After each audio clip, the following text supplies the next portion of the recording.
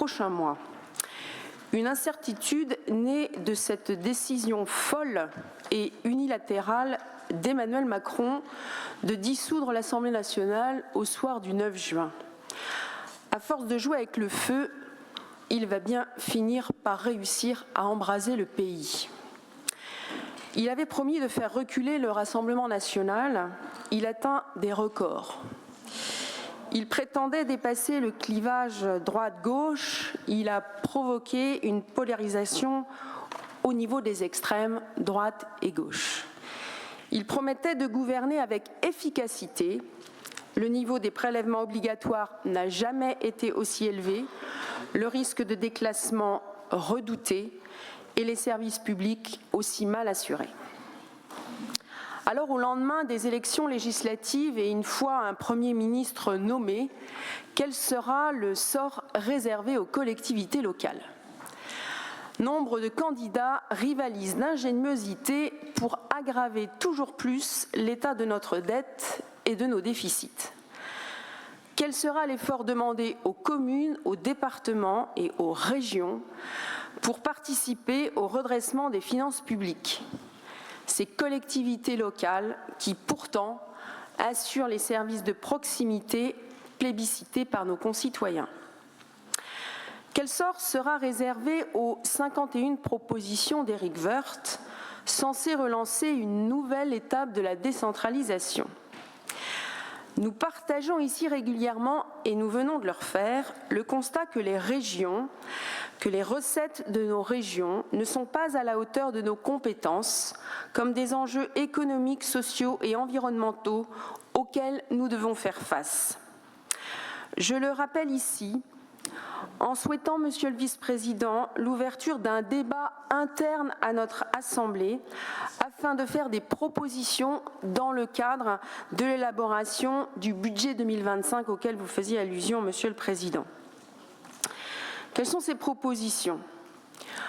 Mettre en place par la loi une gouvernance durable et partagée des finances locales, associée à une loi d'orientation des finances et de simplification.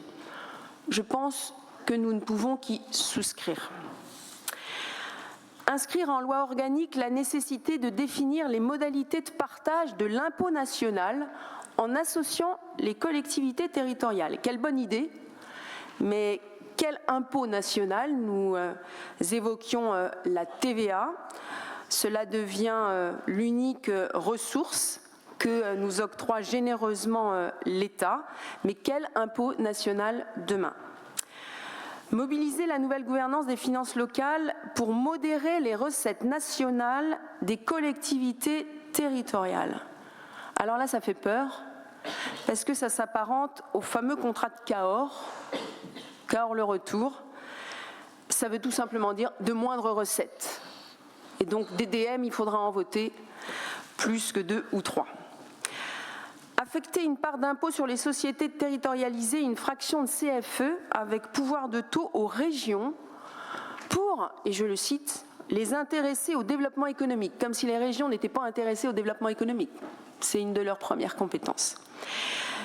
Mais est-ce pour dissuader définitivement les EPCI de soutenir le développement économique ? Et c'est déjà effectivement bien compliqué en ce moment avec le VAN.